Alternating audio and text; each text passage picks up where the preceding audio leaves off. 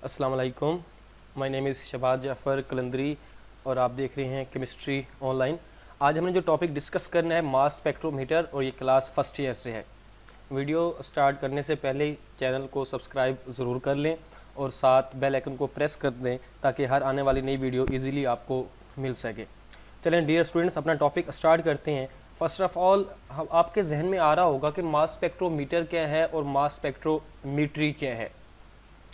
तो इस कन्फ्यूजन को दूर करने के लिए आप मेरी अगली लाइंस सुनेंगे। मास स्पेक्ट्रोमीटर बेटा इंस्ट्रूमेंट है और मास स्पेक्ट्रोमीट्री टेक्निक है, प्रोसेस है। मास स्पेक्ट्रोमीटर क्या है? ऐसा इंस्ट्रूमेंट जिसकी मदद से हम आइसोटोप्स के एग्जैक्ट एटॉमिक मासेस और उनकी रिलेटिव अबंडेंस के बारे में पता करते हैं। ऐसे इंस्ट्रूमेंट को मास स्पेक्ट्रोमीटर का नाम देते हैं और ये जो टेक्निक है इसको मास स्पेक्ट्रोमीट्री कहा जाता है। इसकी प्रॉपर डेफिनेशन इस टाइम आपको स्क्रीन पे नजर आ रही होगी। The instrument which is used to measure exact masses of different isotopes of an elements along with their natural abundance is called mass spectrometer and this technique is called mass spectrometry। मैं दोबारा repeat कर देता हूँ simple words के अंदर। एक ऐसा आला, एक ऐसा इंस्ट्रूमेंट जिसकी मदद से हम एग्जैक्ट मासेस आइसोटोप्स के मालूम कर सकते हैं और सेकंड उनकी नेचुरल अबंडेंस को फाइंड कर सकते हैं। इस इंस्ट्रूमेंट को हम मास स्पेक्ट्रोमीटर का नाम देते हैं और ये टेक्निक है मास स्पेक्ट्रोमीट्री कहलाती है। हमारे सिलेबस में दो स्पेक्ट्रोमीटर डिस्कस किए गए हैं। एक आस्टन का मास स्पेक्ट्रोमीटर डिस्कस किया गया है जो सबसे पहले हमारे पास आया था। सबसे पहला जो वर्क था वो आस्टन का वर्क था, मास स्पेक्ट्रोग्राफ था। इट वाज डिजाइंड इन 1919 और इसको जो अरेंज किया गया था इसमें आइसोटोप्स को आइडेंटिफाई किया गया था on the base of their atomic masses. और सेकंड हमारे पास है डेम्स्टर मास स्पेक्ट्रोमीटर। तो ये डिज़ाइन किया गया है उन एलिमेंट्स के लिए जो कि सॉलिड स्टेट के अंदर अवेलेबल है। अब यहाँ स्टूडेंट्स अक्सर एक क्वेश्चन करते हैं कि सर जो हमारे सिलेबस में है, जो हम डिस्कस करने जा रहे हैं, ये आस्टन्स मास स्पेक्ट्रोमीटर है या डेम्स्टर है? तो इसका आंसर है बेटा हम आस्टन्स मास स्पेक्ट्रोमीटर को डिस्कस करते हैं जो हमारे सिलेबस में गिवन है। इसकी वर्किंग को डिस्कस करने से पहले हम प्रिंसिपल देख लेते हैं मास स्पेक्ट्रोमीट्री की, और इन प्रिंसिपल्स को गौर से सुनिएगा क्योंकि ये वर्किंग में आपको बहुत ज़्यादा हेल्पफुल होंगे और ये इंपॉर्टेंट शॉर्ट क्वेश्चन भी है, आपसे पूछा जा सकता है। Write down principles involved in mass spectrometry. तो पहला जो हमारे पास प्रिंसिपल है, जो भी सब्सटेंस हमारे पास मौजूद होगा उसको हमने वेपोराइज करना है, गैसियस फॉर्म में लेके आना है। वो सॉलिड फॉर्म के अंदर है या वो लिक्विड फॉर्म के अंदर है, तो सबसे पहले हमने उसे गैसियस फॉर्म के अंदर लेके आना है, वेपोराइज करना है। तो पहला जो प्रिंसिपल है, first of all substance is vaporised, means जो है उसे वेपर्स में कन्वर्ट किया जाता है। सेकंड हमारे पास क्या है जी? वेपोराइजेशन के बाद उसको हम आयोनाइज करेंगे। आयोनाइज मीन उसे आयंस की फॉर्म में कन्वर्ट करेंगे, न्यूट्रल एटम में नहीं रहेगा, आयंस में कन्वर्ट होगा। और ये किस तरह होगा? With the help of electron gun. Third हमारे पास क्या है? जो गैसियस हमारे पास पॉजिटिव आयंस बनेंगे उन्हें हम सेपरेट करेंगे on the basis of their mass to charge value. And fourth one is इन आयंस को हम बेटा रिकॉर्ड कर देते हैं in the form of peaks. ये बेसिक प्रिंसिपल्स हैं, इनकी डिटेल आगे मैंने वर्किंग में आपसे अभी डिस्कस करनी है, तो मेरे साथ रिपीट कीजिएगा। मैं इनको दोबारा इरेज कर देता हूँ और दोबारा हम देखते हैं। पहला हमारे पास क्या था? First of all substance is vaporised. Second हमारे पास क्या है? After vaporisation it is ionised with the help of electron gun.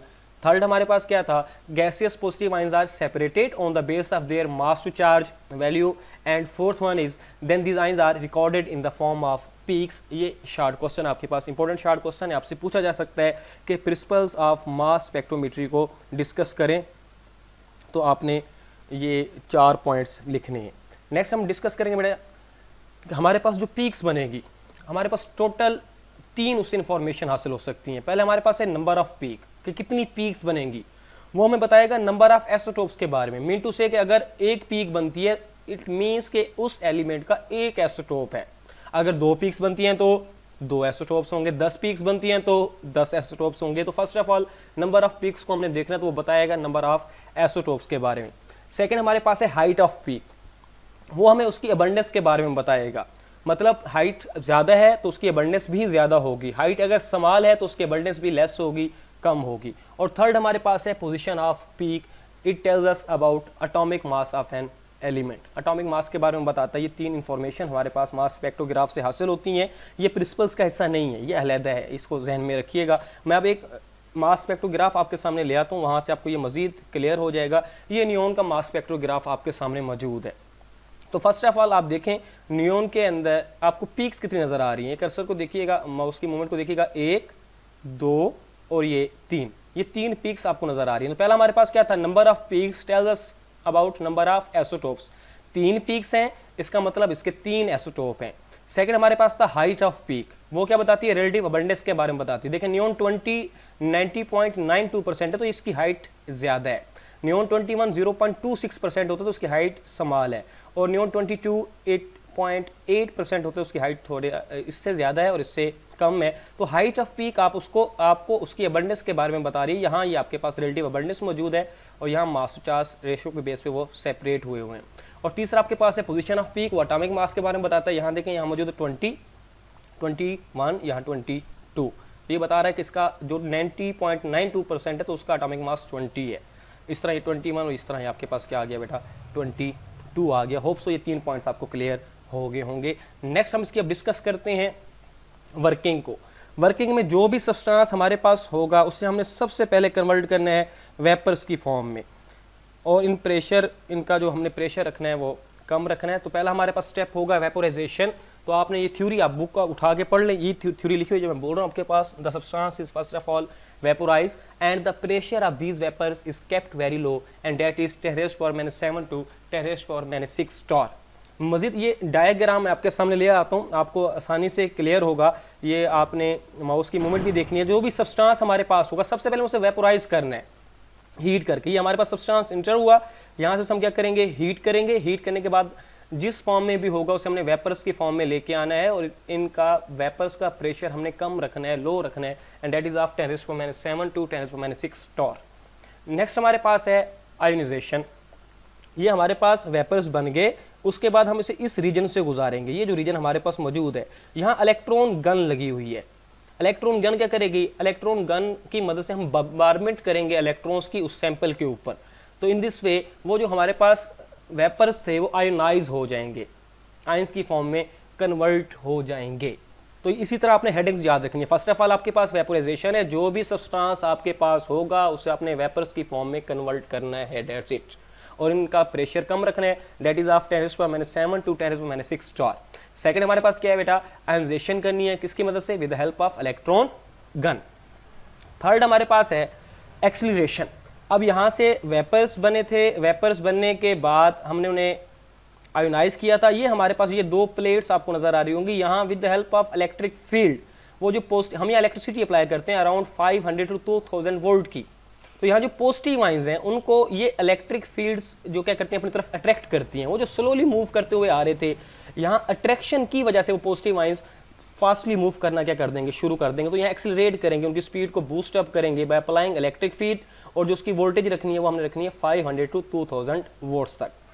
Fourth हमारे पास है डिफ्लेक्शन। यहाँ से वो स्पीड आगे, अब हमने उन्हें क्या करना है, यहाँ इधर डिफ्लेक्ट करना है। ये कर्सर की मूवमेंट को आप नोट कीजिएगा, यहाँ से यूँ आ रहे हैं, ये इन्होंने यहाँ नीचे गिरना है। तो यहाँ हमने मैग्नेटिक फील्ड की मदद से करना है। ये मैग्नेटिक फील्ड उन्हें क्या करेगी, बेंट करेगी और उनको सेपरेट करेगी on the base of their mass to charge value. 2 functions हैं मैग्नेटिक फील्ड के, क्या कि एक उनको वो कर्व पा देती है, और सेकंड उन पॉजिटिव आयंस को सेपरेट करती है on the base of their mass to charge ratio. और ये जो फार्मूला हमारे पास नजर आ रहा होगा, h²r/e, h यहाँ मैग्नेटिक फील्ड को रिप्रेजेंट कर रहा है, e strength of electric field को रिप्रेजेंट कर रही है, और r हमारे पास रेडियस को रिप्रेजेंट कर रहा है कि किस कर्व के ऊपर उसे हम क्या कर सकते हैं, ड्रॉ कर सकते हैं। तो इनकी स्ट्रेंथ इलेक्ट्रिक फील्ड बढ़ा के या कम करके एडजस्ट की जा सकती है। नेक्स्ट हमारे पास है जी इलेक्ट्रोमीटर। ये हमारे पास जिसे हम डिटेक्टर का भी नाम देते हैं या इलेक्ट्रोमीटर का भी नाम देते हैं। यहाँ वो आयंस जो सेपरेट हुए हैं on the base of their mass to charge value इधर आके गिरेंगे। और नेक्स्ट हमारे पास है कंपैरिजन विद कार्बन 12। कार्बन 12 का सेम एक्सपेरिमेंट हम डन करते हैं और उसके साथ जो उसका ग्राफ बनता है हम उसे कंपेयर करेंगे। ये आपको जर्कोनियम के मैंने एक साथ ऐड किया हुआ है। तो जर्कोनियम के बेसिकली 5 स्टॉप होते हैं, तो आप ये देख लें 1 2 3 4 5। जैसे मैंने आपको बताया कि सबसे पहले आपने नंबर ऑफ पीक्स देखनी है। ये नंबर ऑफ पीक्स आपको बता रही है 5 स्टॉप हैं। ये आपके पास उसका एटॉमिक मास बताएगा, पोजीशन, और साथ ही उसकी अबंडेंस आपके सामने नजर आ रही होगी। नेक्स्ट हमारे पास है जी कि हम इन्हें सेपरेट कैसे करेंगे। सेपरेशन की अगर बात करें तो आइसोटोप्स की आपको पता है केमिकल प्रॉपर्टी सेम होती है। मैंने लास्ट लेक्चर के अंदर भी बताया था, उसकी रीजन भी आपसे डिस्कस की थी। तो इसमें आप देखिएगा कि सेपरेशन, क्योंकि केमिकल प्रॉपर्टी सेम है तो हम केमिकल मेथड से तो सेपरेट नहीं कर सकते, तो क्या करना है, हमने फिजिकल मेथड्स अप्लाई करके उन्हें सेपरेट करना है। वो फिजिकल मेथड्स कौन कौन से हो सकते हैं, हम गैसेस डिफ्यूजन, थर्मल डिफ्यूजन या डिस्टिलेशन, इस तरह के लेजर सेपरेशन, इलेक्ट्रोमैग्नेटिक सेपरेशन वगैरह से उन्हें क्या कर सकते हैं, सेपरेट कर सकते हैं। स्क्रीन पे आपको नजर भी आ रहे होंगे।